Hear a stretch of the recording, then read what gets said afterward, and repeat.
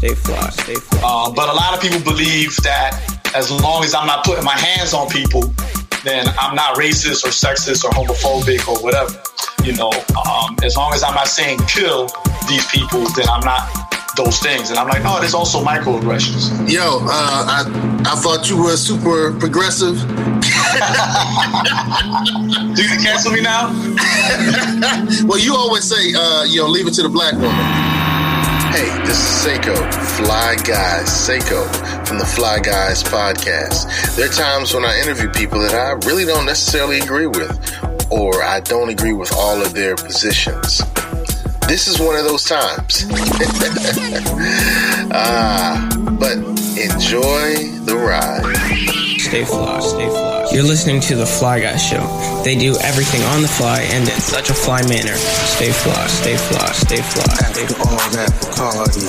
The views expressed on The Fly Guy podcast by the guests of The Fly Guy podcast are only the views of the guests, unless we say we agree. Unless explicitly stated. Hey, this is Ernie Thomas here on the Bold School Podcast. You're listening to Psycho Varner's Fly Guy Podcast. Support, like, subscribe, and share. He's saying some good things.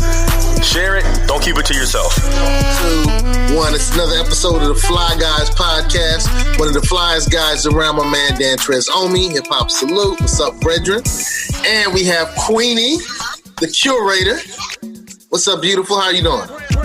Hello, hello. Okay, I'm good. Good stuff. Tonight we're going to talk about safe spaces.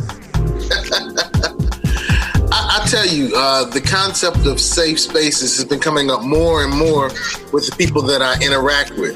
And it's not just necessarily racial, it's gender, it's belief system, it's political affiliation.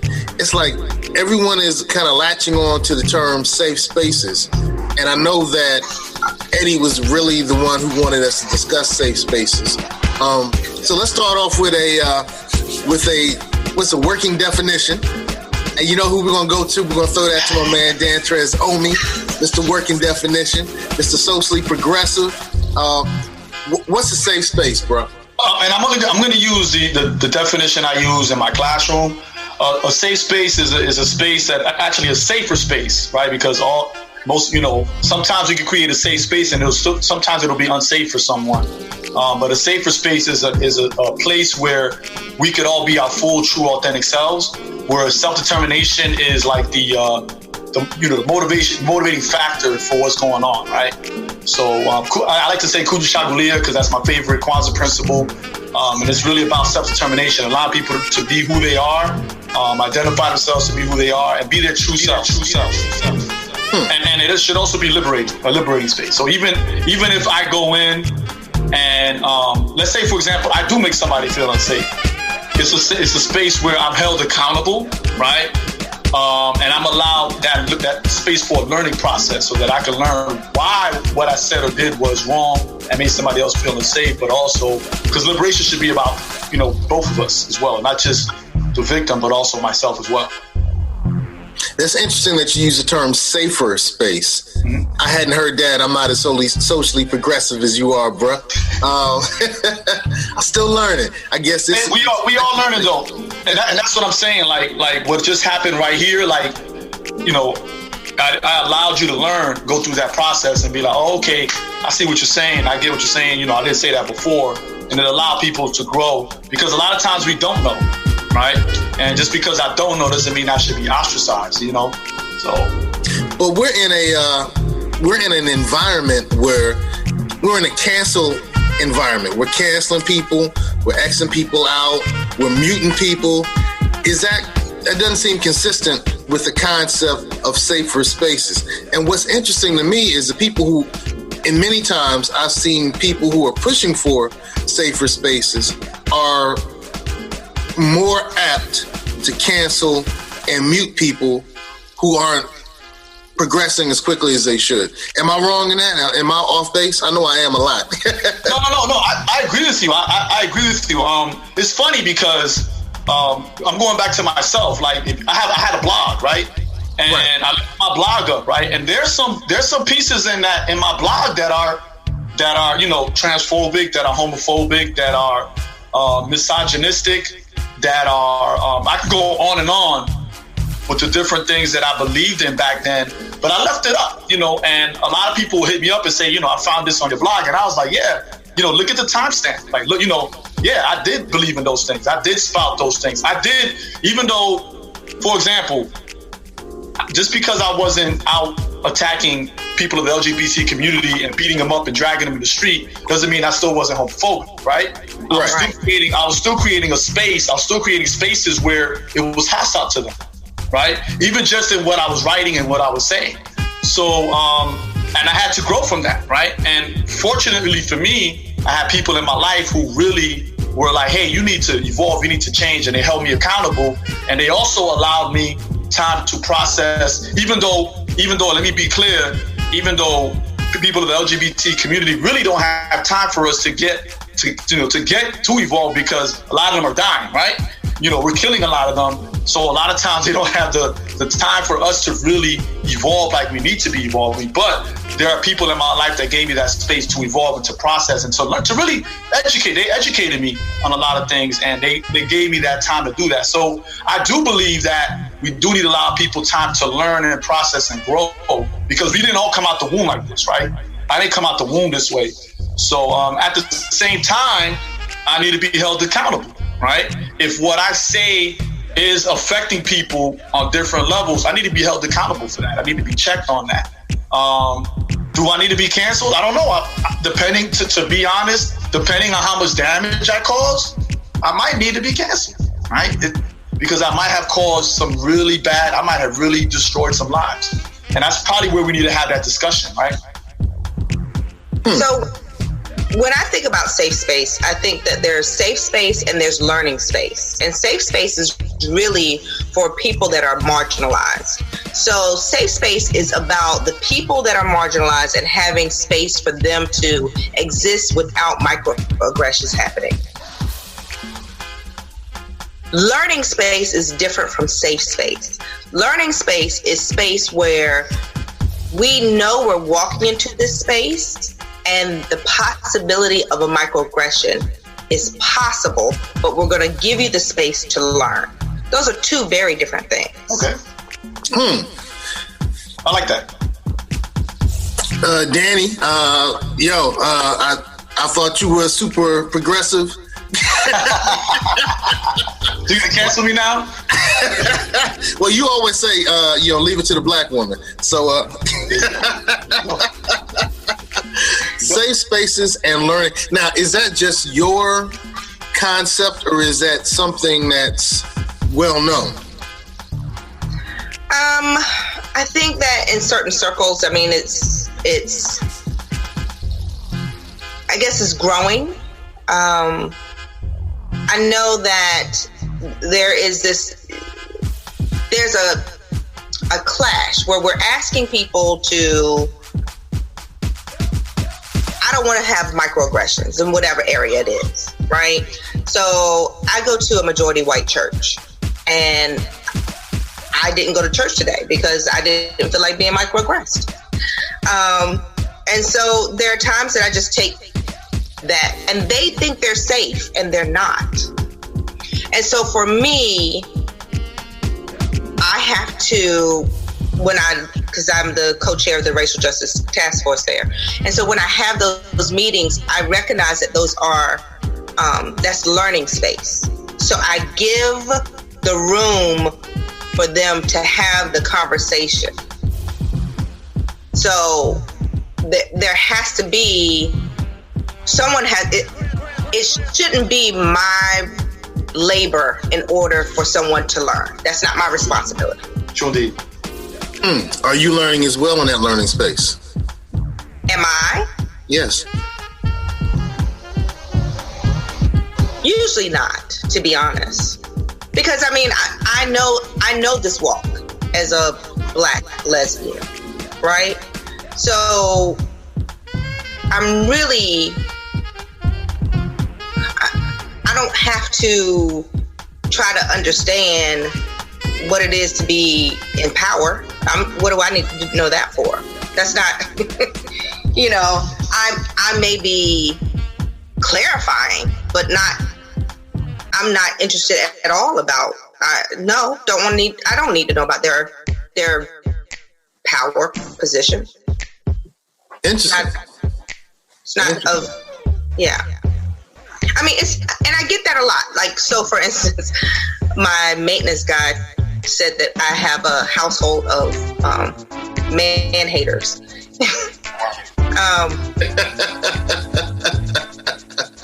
And so I said, I mean, I'm going to be frank about it. There's an app for dating that I'm not sure how it works because it's not mine, but it doesn't allow dick pics in the same way that these other apps do. So like Tinder, I guess you can just send dick pics to whomever you choose to. All right. And this particular app is set up by women so that they just don't get unsolicited dick pics. Because we don't want unsolicited dick pics. It's just not what we want. Okay. That's a thing in the dating world. That's the thing. That's the thing in all social media apps. So even I get dick pics, and I'm not even trying to look for any. So just an FYI, you know. Yeah. What is that about? What is this about? I don't know. I guess you know, a lot of men assume if I just show him this, then you know he's gonna want me. I don't know. So.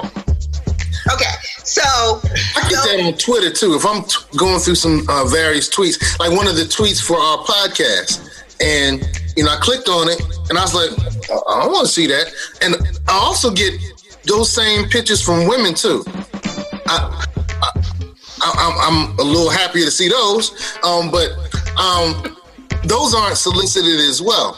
No, they're not solicited. Yeah, if you didn't ask for them, they're not solicited. You know, I went to the Comic-Con today here in Tidewater, and one of the signs said, "Cosplay is not consent." Correct. And I was like, "Oh, that's fire! That's fire!" Just because I'm dressed up that way, and this is my interpretation of it, doesn't mean that you can take a picture of me. Because I didn't ask you to take a picture of me. I didn't give you permission to take a picture of me. Or it might be just because I'm in this outfit doesn't mean you can address me the way those characters address each other in the anime. And it probably means a whole bunch of other stuff that was totally above my head. But I just thought it was kind of fire that says cosplay is not consent. Yeah. And, you know, I guess we should say, hey, Twitter handles are not consent either. That's correct. That's correct. So what you just did was a good example. So are you saying that when I said something about dick pics, are you saying that you think that there are as many dick pics and equal amount of, I guess, vulva pics? Clip pics? That are sent out? Are you saying that it's equally so? I don't think that's the equal amount. I have no idea. Those aren't things I look for. Yeah. So I've been told by women that they get a lot of unsolicited dick pics, like consistently, whether they're on Twitter, Facebook, Instagram, Snapchat, whatever, Tinder. They tell me all the time. But like I said, I've gotten a few, you know, in my DMs. I've gotten a few. So I mean, I believe them from the start. So, I'm pretty sure there's way more. I know how we get to this tangent. Okay, way more dick pics. We're gonna blame this one on Tessa. We're gonna blame this one on Queen. You know, leave it to the black woman.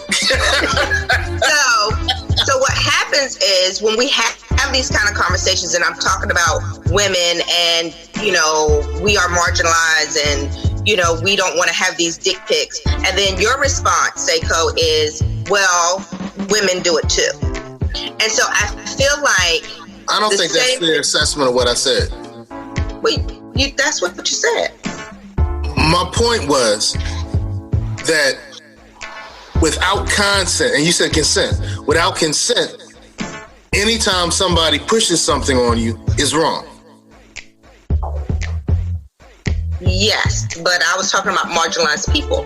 So I see what you're saying, but in talking about marginalized people and whether this is safe space or not, then a lot of times the space is specifically for the person that is marginalized. And so you asking me, is that learning space for me too? And my answer is, I'm not interested in learning about people in power.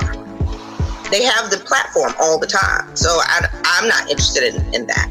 And so that... Okay. But do you get what I'm saying? I get what you're saying, but my question was, since the term learning space was new to me, I wanted to know if it was reciprocal. You just stated it wasn't. I'm cool with that. For me. I just hadn't heard the term before, and I'm learning. And I just don't care if I learn or not.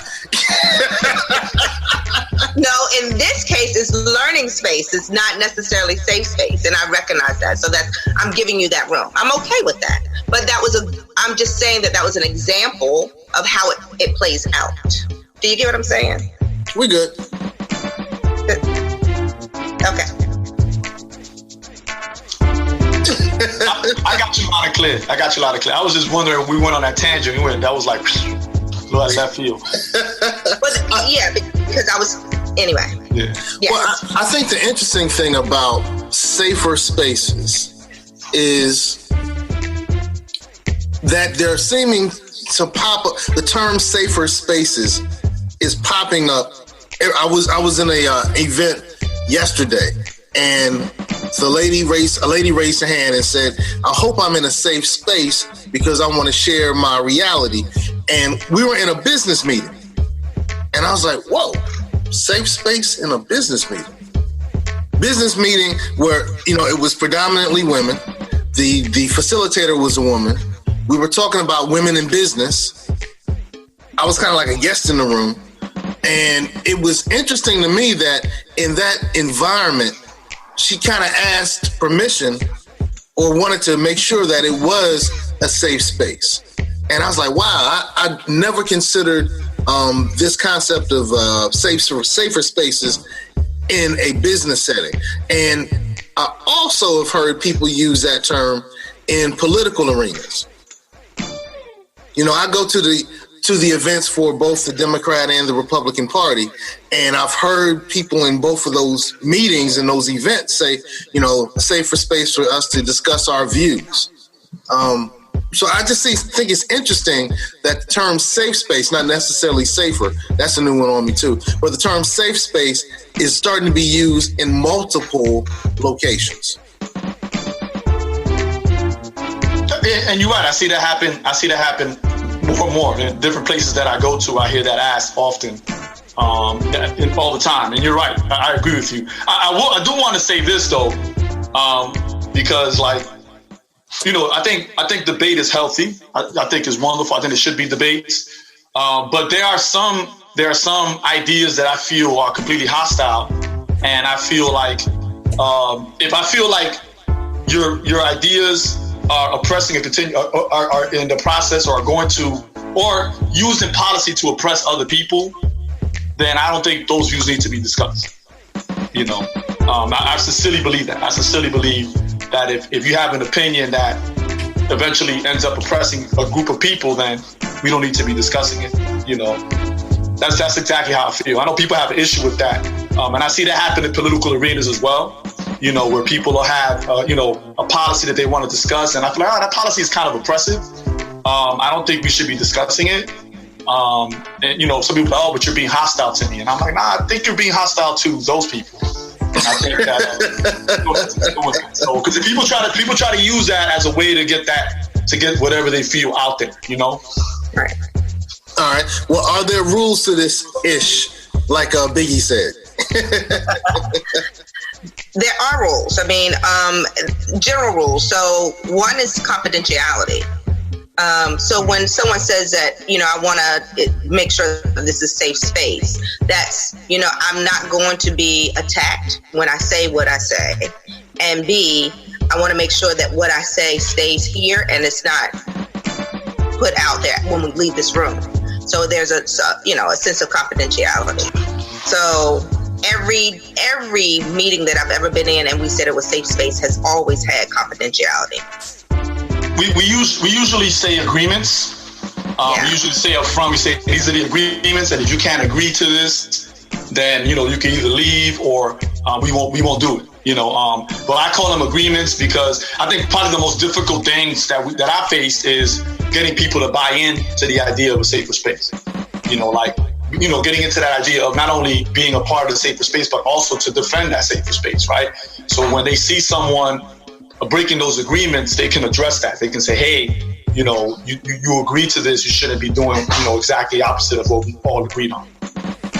Why would you need to get buy-in for people to agree to being in a quote-unquote safe or safer space? What are some of the things that people don't seem to agree to? I think confidentiality. That's probably the easiest one to break, right? Because sometimes we'll learn some information, and sometimes our intentions aren't bad, but we might relay that to someone else, and then word gets around, and that's fucked up. Even if my intentions were good, that's still fucked up. So we have to get people to agree that whatever we discuss in here, we're not, like, for example, let's say we're in a safer space right here, right now, and I discuss something that I want, I'm telling you all in confidence. And right.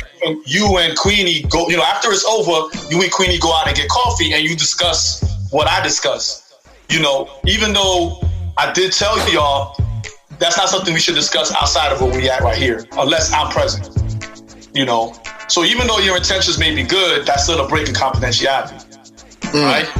So a lot of people do it casually. I've seen people do it casually, like they didn't have any bad intentions, but I'm like, hey, that person's not here, or what we discussed was discussed in there, and we kind of resolved it. And that goes back to trying to resolve whatever issue it is. Like if we resolve the issue here, even if and then I walk away and then I go tell my boy, then obviously the issue wasn't resolved, and we got to resolve that. So, but I think confidentiality is probably the biggest one that we all break. I'm guilty of that too, right? And that's one that we break consistently, but we have to agree to that. We have to buy into that what stays here, what happens here stays here. That's one of the great things about you, Dan Trez. You admit to your flaws. And I think that's a great example that you're displaying. I love that. What says you, Queenie? So I think that when I'm in a meeting, like I said, I'm the co-chair of the Racial Justice Task Force. And a lot of times issues come up that we will move on past that. And the people that are used to being in positions of power, specifically white men, they will continue to talk about that. And so part of what we have to do is agree that those people that are in positions of power have to step back. And that's part of our rules. So we say, give space for introverts, for women, for marginalized people, and those people that are traditionally in positions of power to step back and give that space to them. So that's one of our agreements that we say in our meeting. How? We call it step up, step back. Step up, step back. All right. And you do this with your church primarily.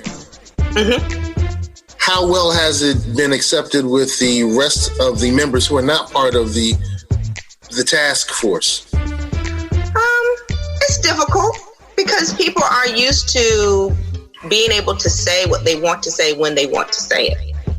And then we say, no, that's not an option for you right now. And then we'll do things like, if you've already had the floor, then we'll bypass you and give somebody else the floor. A lot of people that are in, and they don't even realize it a lot of times, that are in positions of power, it's uncomfortable for them because they want to just be able to say what they want to say. They're used to it.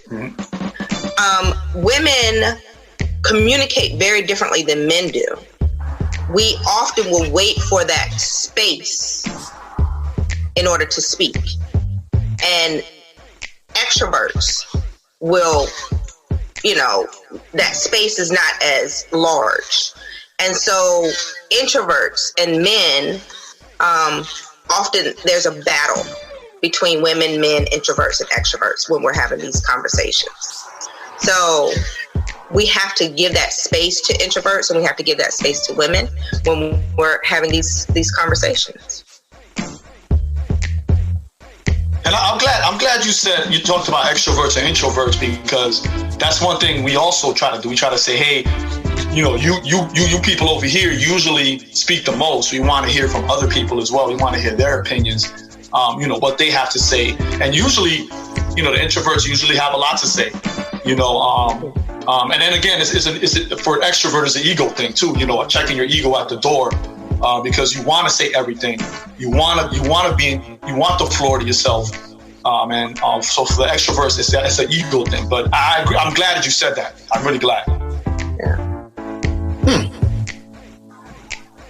When we deal with religious values, and I guess let's go with your church as one. Well, your church may not be a good example, and I should probably give some context. And I can't define your church, so I'll let you define it for those who are listening to it a little later on. But I'm sure they need some context for my statement. What church do you attend, and what does your church value? Okay, Coastal Virginia Unitarian Universalist. Okay. I'm a Unitarian, and we have principles that we follow. We are not a faith-based religion. We are a behavior-based religion. So it really doesn't matter if your original faith is Christianity, or if you're a Buddhist, or whatever brings you to the table. It's how you behave and how you treat people and how you treat the earth and those kinds of things. So we're behavior-based, not faith-based. Whatever gets you there is, we believe that you should be in search of your own truth. Okay. So with that being said, that's why I said that your church may not be a great example to go with. But there's a great debate about what just happened in Alabama with abortion, and we're going to stay on safe spaces. So where is a safe space to have that conversation? Or, like Dan Trez says, simply because the decisions can and are oppressing people, should we have them at all? So is there a safe space to have the conversation, or should we not have the conversation? I think the only way to make that a safer space is for men to shut the fuck up and let the women talk about it. Because when we see that debate online, we see it at City Hall, it's mostly old white men talking. You know what I'm saying? It's mostly religious, men of the cloth, quote unquote, who are talking about that. And I don't see women being allowed that opportunity to talk, unless they're protesting out in the street. I don't see that being, I don't see that happening. People that are making these decisions are not women. And that is completely hostile space for women, completely hostile.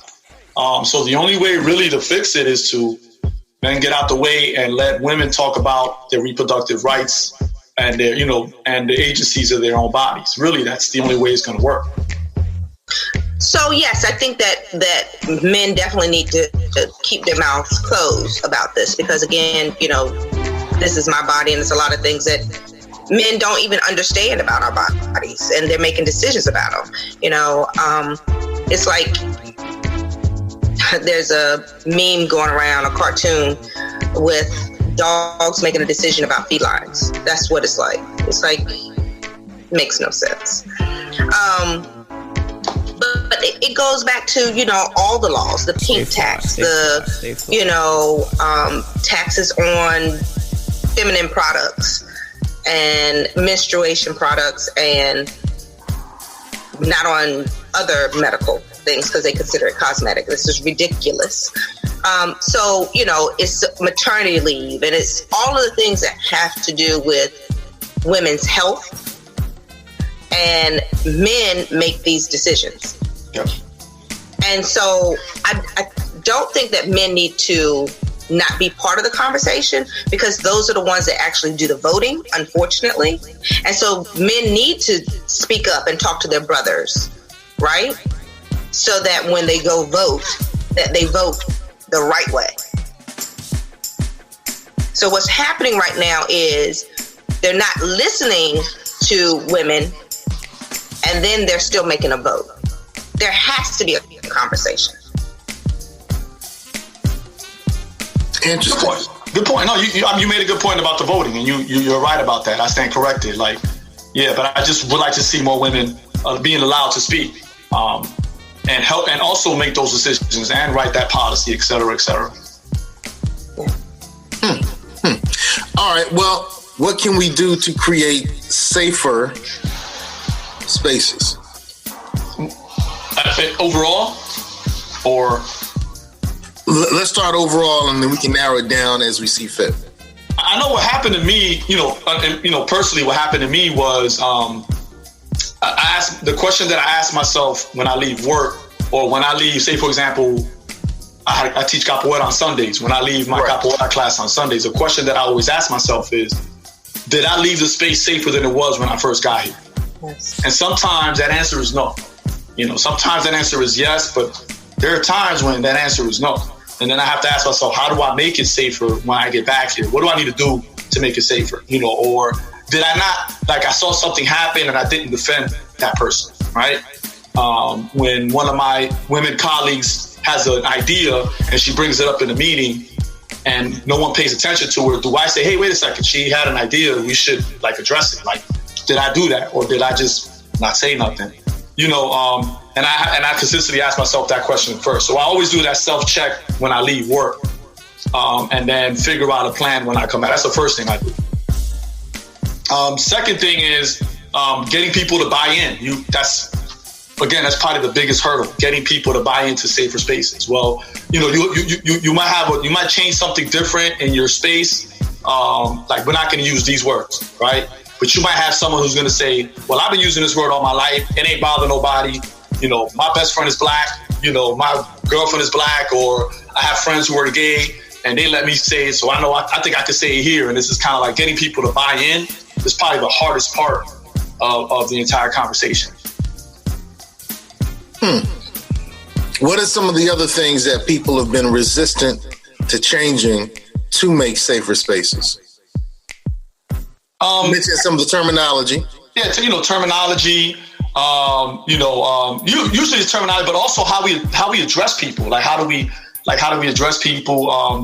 The terms that we use. Like, for example, a good one is like saying female. And I always correct people when they say, well, females do this, and I'm like, well, what are you talking? Are you talking about female birds or female crickets? What are you talking about? Because I don't understand what you're saying.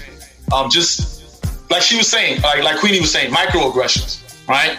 A lot of people will say, I don't understand what the big deal is about this particular microaggression. They'll say that. And I'm like, well, this is why it's racist or it's sexist or whatever, and you shouldn't be doing that, But a lot of people believe that as long as I'm not putting my hands on people, then I'm not racist or sexist or homophobic or whatever.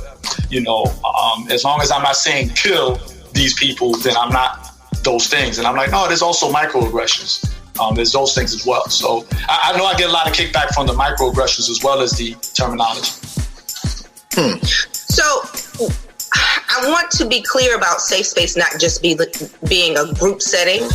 Safe space I had to explain to my students the other day that sexual harassment isn't just you saying something directly to another person. I could be in the room, the two of you say something to each other, because I'm there and I hear it, that still can be considered sexual harassment. Yep. And so safe space means that I am not going to feel uncomfortable in this space. And it could just be with like the three of us. Safe space is not just a group setting.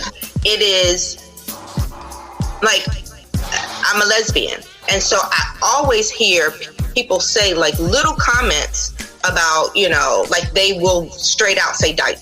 That's not okay. Living in this area is very difficult because in this area, saying homophobic things that they think, like they say that they're fruity, they say that, such and such is gay. They're saying, it's all kinds of things like, tell that boy to man up, all kinds of things that are said, and I'm in that space, and that makes that space unsafe for me. So I don't talk about any of the things. And so people will say, you are really distant. I am, because I can't trust you. So that's not safe space. You're right.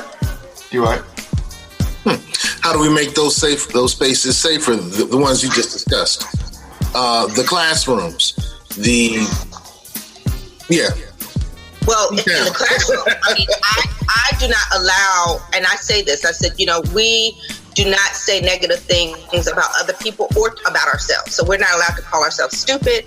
We're not allowed to say that somebody else is stupid. We don't use the R word retarded. We don't use the F word faggot. We don't use the N word nigger. We don't use, and I go through that. And so all year long, I'm certainly saying over and over and over to my students, you will not do that in my classroom. Ever. And so I constantly say that this space in my classroom is a safe space. And I'm not going to tolerate, not only can you not do it to other people, but you can't do it to yourself. So that's how I treat it. Do you think those students are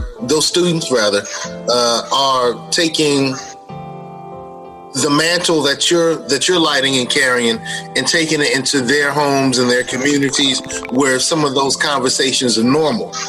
In Portsmouth, the women of the LGBTQ plus IA community use that term dyke against amongst themselves, and many of those children are raised in those homes. So do you think, and so I'm saying this because of the experiences I had in Portsmouth, so do you think that the message that you're taking, the mantle that you're taking, is moving into the children and moving into the community? Because I think that's the direction that we need. In all marginalized groups, we often take the word that is used against us and use it for ourselves. We do it with the N word, we do it with the B word, we do it with that's what we do. We do it with the F word. We do that because we take the sting off. We can call each other, if we're in this group, that name. My question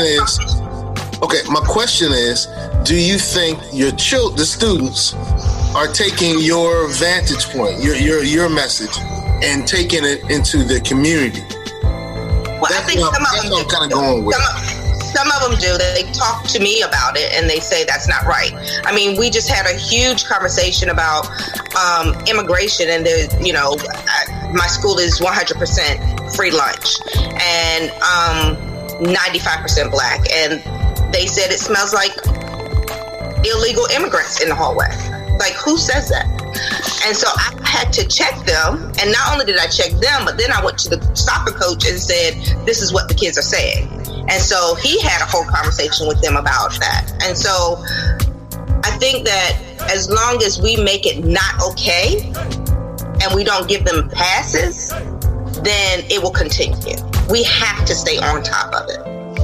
And so something you said, Seiko, in your question that I think is important is that I'm not saying all the students leave with that, with that idea, but as long as they're having those conversations, right? Because I had students come back to me and said, hey, I said this around my mom and my dad, and they said this. And I'm like, but at least you're having those conversations. Right. Because I know for me, it wasn't an overnight thing. It was having these conversations consistently and learning and being educated. And that's what I want my students to do. Good stuff. We have 15 seconds. Queen, you want to end this? Well, I just want to say that we need to work every day on ourselves in order to make the space around us safe spaces for other people. All right. And I just want to say, stay fly. Stay fly. Stay fly. Stay fly. Stay fly. Stay fly. Stay fly. The views expressed on the Fly Guy podcast by the guests of the Fly Guy podcast are only the views of the guests, unless we say we agree, unless explicitly stated. Stay fly, stay fly, stay fly, stay fly, stay fly, stay fly, stay fly.